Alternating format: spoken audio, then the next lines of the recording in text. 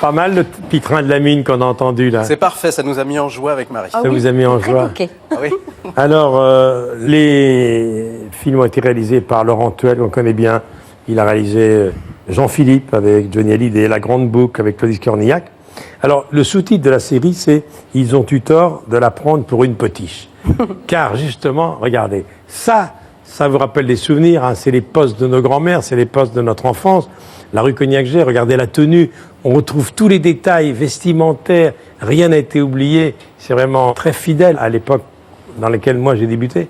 Et alors, c'est vrai que la speakerine en question, qui s'appelle Christine Beauval, qui est un peu la Catherine Langer de l'époque, en 62, voilà, elle est aussi célèbre que Brigitte Bardot et Michel Morgan. Et elle en a marre d'être un petit peu une plante verte, parce qu'il faut dire également que les speakerines de l'époque rêvaient de faire autre chose. Et elle a envie de créer son magazine et de donner la parole aux femmes. Voilà. Et à l'époque, dans cette France-là, c'était pas facile d'être indépendante. D'ailleurs, son mari, Guillaume de Tocqueville, voit pas ça d'un très bon œil. Il dit, tu restes à la maison, c'est moi la vedette. Mais oui, c'était une époque assez bénie, j'aimais beaucoup. Et,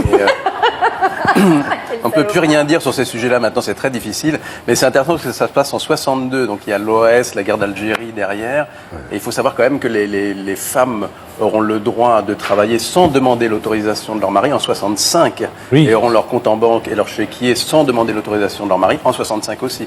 Donc c'est une époque en effet où c'est la norme que les femmes ne travaillent pas ou pas autant qu'elles voudraient sans l'accord du mari. Ouais. Et avec toujours un personnage, en tout cas dans les premiers épisodes, qui plane au-dessus de tout ça, qui est De Gaulle. Oui. De Gaulle, c'est sa télévision. Hein. Bah, la télévision était la propagande. Oui. Ils utilisaient la télévision. Qui a amené d'ailleurs les grèves de 68 plus tard. Hein. Oui, le conducteur du journal télévisé passait sur le bureau du général ou au moins du ministre de l'Information pour être validé. En 64, c'est moi qui le tapais de temps en temps. Ah, c'est vrai ? J'en sais quelque chose. Ah oui ? Oui.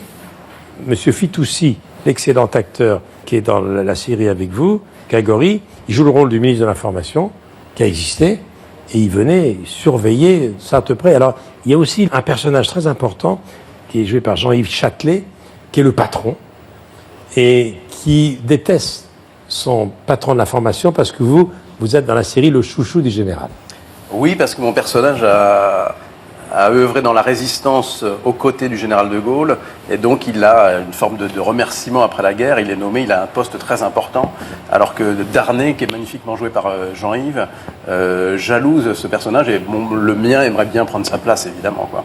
Alors, Christine Beauval, Marie Gillin, vous êtes jeune, donc cette époque, c'est loin pour vous. Est-ce que vous avez visionné beaucoup de choses de l'INA ? Oui, j'ai vu pas mal d'images d'archives. D'archives, de l'espiquerie, voilà. Parce que les tenues vestimentaires, les détails, rien ne cloche, tout ça. Et puis pour le phrasé de la speakerine, d'avoir regardé Catherine Langer, mais Denise Fabre aussi, par exemple, Jacqueline Huette, pour se phraser, où les speakerines prenaient vraiment le temps, tous les mots étaient détachés. Il y avait un débit qui est un peu comme une Madeleine de Proust aujourd'hui, je sais pas, ça berce comme un oreiller un petit peu. Et à l'époque, le lien avec les spectateurs, c'était la speakerine. La speakerine, voilà, elle était là, avec en général une plante verte à côté. Ça faisait deux plantes vertes. Deux plantes vertes, deux jolies plantes vertes. Et le tailleur parfait, la coifure. Ouais. Des heures et des heures de préparation. Des heures. Mais c'est vrai que dans la série, c'est une version un peu glamour, parce que elle est moins seule qu'à l'époque. À l'époque, c'était un métier assez solitaire. Des fois, elles attendaient pendant des heures et elles devaient quand même meubler. Il n'y avait pas de prompteur. Je comprends. Tous les aléas du direct. Et elle tricotait en attendant la fin du truc. Et maintenant, nous allons retrouver Apostrophe avec Bernard Pivot. J'espère que vous passez une bonne soirée sur notre chaîne. Finalement, il n'y en avait qu'une. Bon, c'était un Mais ce qui est super, Michel, dans la série, c'est que le personnage de Marie, il lui arrive des choses, il y a un volcan dans sa vie à tous les niveaux, et qu'elle est obligée de tenir quand même son rôle et de faire bien la plante verte, alors que juste avant et juste après, elle s'écroule, quoi. Vous avez une fille ? Oui, on a 2 enfants. 2 enfants, sur la petite Anne-Sophie. L'originalité aussi de ce couple, c'est que c'est un couple de télévision. Alors qu'elle, c'est un peu une ménagère. Elle rentre chez elle, son mari rentre, lui prépare son rôti, son petit tablier, il faut qu'elle tienne la maison, les enfants. Et en même temps, c'est un couple qui fait rêver tous les Français. C'est un couple star. Oui, mais en même temps, ce qui est très joli, c'est... Pensez à Pierre Sabac. Voilà, Pierre Sabac, il était marié avec la speakerine la plus célèbre de France, Catherine Langer, qui a été, on peut le dire maintenant, ça a été écrit dans tous les livres, une des premières fiancées de François Mitterrand. Et ce qu'il y a de beau sur cette image, c'est qu'on les voit là très bien, très souriants, mais Voilà, Jeanne. c'est tout ce qui se passe dans la coulisse qui est raconté par la série, c'est-à-dire comment ce couple avec le pouvoir qui s'invite jusque dans Alors, leur ce qui lit est formidable, c'est que pour la arrive dans première la fois, Leurs problèmes familiaux, les Ouais. enfants. et pas seulement ça, il y a aussi quand même des jeunes speakerines arrivistes qui veulent prendre la place des aînés, quitte Oui. à coucher avec le patron, on peut le dire. Et ça, ce qui n'existe plus aujourd'hui, heureusement. Qui n'existe plus. Hein. Qui n'existe plus. Eh, moi j'en sais quelque chose, il n'y a jamais eu de promotion canapé ici. Ouais. Allez, on va. Pour la jeune génération, voilà, ça c'est la pendule mythique. C'est la fin de la RTF et 2 ans après, 64, la naissance de l'ORTF. Et quand il y avait une panne technique, eh ben, on lançait Interlude, maintenant on lance la pub. Ouais. Oui, c'est exactement ça. On peut citer nos enfants. Oui, Alors, Baptiste Carillon-Weiss, oui. et Anne-Sophie Soldaini. Soldaini. C'est Elle joue un rôle magnifique, magnifique. Les deux enfants sont formidables. La voilà, C'est des rôles la voilà à gauche, très en difficiles. bleu, la petite Anne-Sophie, Elle et est c'est son merveilleuse. frère. Ouais. On voit quelques photos des speakerines de l'époque encore. Regardez.